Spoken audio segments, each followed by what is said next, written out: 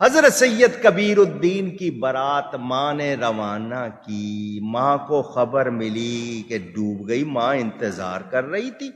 گئے ہیں، لائیں گے، آئیں گے. وہاں پر وقت پہ وقت گزر رہا ہے. 12 برس گزر گئے. ماں نے آ کے دہائی دے دی. ماں نے دہائی دے دی غوث پاک سے، میں نے بارات رخصت کی ہے، مجھے بیٹا بھی چاہیے، بہو بھی چاہیے، سارے چاہیے. کہاں ہے؟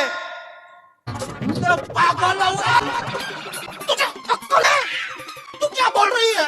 حضرت غوث پاک نے بارات کو جو 12 برس کی ڈوبی ہوئی تھی نکالا اور کہا لے ماں تو چلی جا. السلام علیکم. تو کیسے ہیں آپ لوگ؟ امید ہے آپ لوگ بالکل ٹھیک ہوں گے، بالکل صحت و سلامت ہوں گے. تو آج ہم سننے والے ہیں کوکب نورانی کی کہانیاں. جی ہاں، کوکب نورانی کی کہانیاں. جو لوگ نہیں جانتے کہ کوکب نورانی کون ہے تو میں بتا دوں کہ یہ شرک اور بدعت کے سمندر کی بہت بڑی مچھلی ہے. چلیے شروع کرتے ہیں. لونڈے تھے، لونڈے لبرل، سمجھ گئے. انہوں نے اپنے ایک ساتھی کو تیار کیا، چل بھئی غوث اعظم کے بارے میں بڑی شہرت ہے تو ہم تجھے لٹائیں گے. وہ جو کیا کہتے ہیں اس کو، تابوت بنایا ہوتا ہے نا جو جنازہ اٹھاتے ہو، اس میں تجھے میت میں لٹائیں گے، تیرے اوپر کپڑا ڈال دیں گے، غوث پاک سے کہیں گے جا کے جنازہ پڑھاؤ. تو وہ جب پڑھانے لگیں گے پہلی تکبیر ہو جائے گی، دوسری پہ تو اٹھ کے بیٹھ جانا. مست پلان ہے. دوسری پہ اٹھ کے بیٹھ جانا. تو ہم لوگوں کو دکھائیں گے دیکھو یہ کہتے ہیں ولی ہیں، ان کو یہ نہیں پتا کہ جنازہ مردے کا ہوتا ہے، یہ تو زندہ ہے، اتنا تو پتا نہیں ہے. مذاق اڑائیں گے. کیا سوچ ہے رے تیری، ماننا پڑے گا. وہ اپنے غلط پروگرام کے ساتھ آ گئے.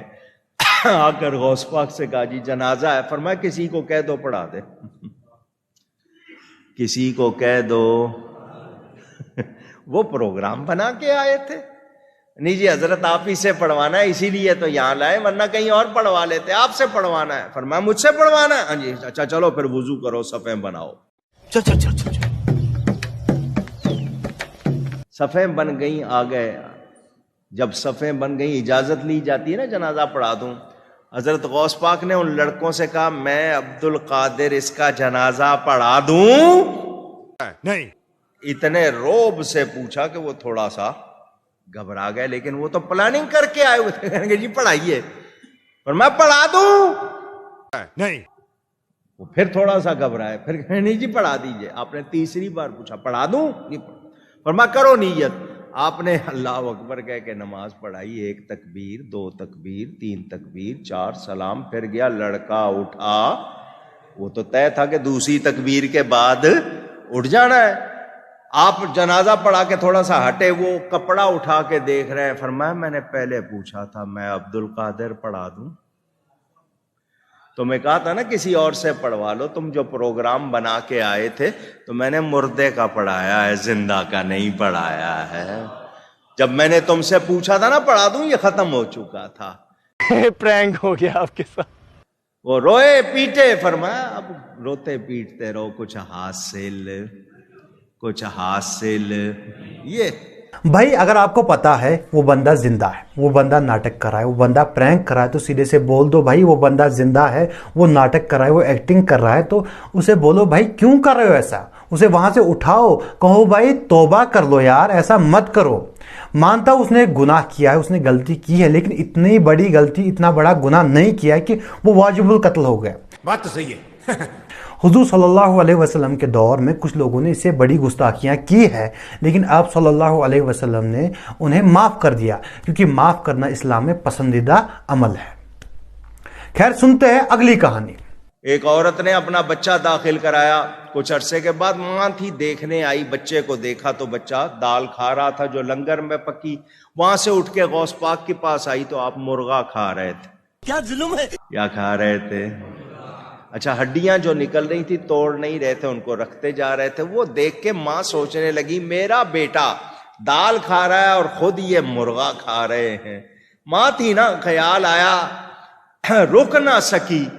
اس نے کہا جی بیٹے کو، ہمارے بچوں کو دال کھلاتے ہو اور خود مرغا کھا رہے ہو. غوث پاک نے کھانا کھا کے اس پہ مرغے پہ ہڈیوں پہ ہاتھ رکھ کے فرمایا قم بِإِذْنِ اللہ، اٹھ اللہ کے حکم سے۔ وہ پھڑ پڑاتا ہوا مرغا زندہ ہو گیا۔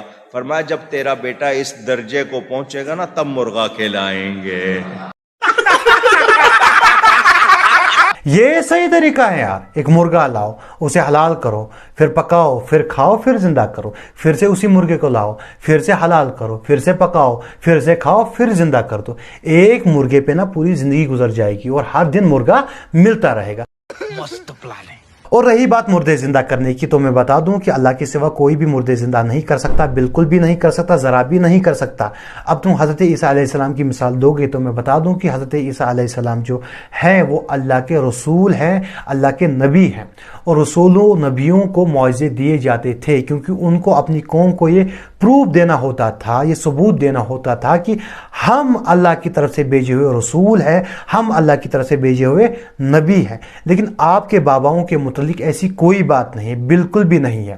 اور حضرت عیسیٰ علیہ السلام کے معجزوں کی تصدیق قرآن شریف کرتا ہے، حدیثیں کرتی ہیں، لیکن آپ کے بابا جو کراماتیں دکھا رہے ہیں، آپ کے بابا جو مردے زندہ کر رہے ہیں، ان کی تصدیق کون کرے گا؟ کس کو پتا کہ وہ سچ ہے یا جھوٹ ہے؟ ہم کرامات کے منکر نہیں ہیں، ہم کرامات میں مانتے ہیں، لیکن کرامات کا مطلب یہ نہیں ہوتا کہ آپ کے کنٹرول میں آ گیا۔ کرامات جو ہوتی ہیں وہ اللہ کے کنٹرول میں ہوتی ہیں، کسی بابے کے کنٹرول میں نہیں ہوتی۔ اور اگر مردہ زندہ کرنے کی کرامتیں کسی کے پاس ہوتی تو سب سے پہلے وہ صحابہ کے پاس ہوتی۔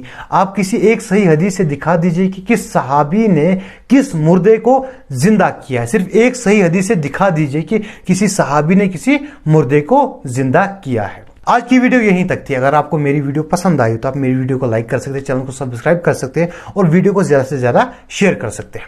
ملتے ہیں اگلی ویڈیو میں۔ اللہ حافظ۔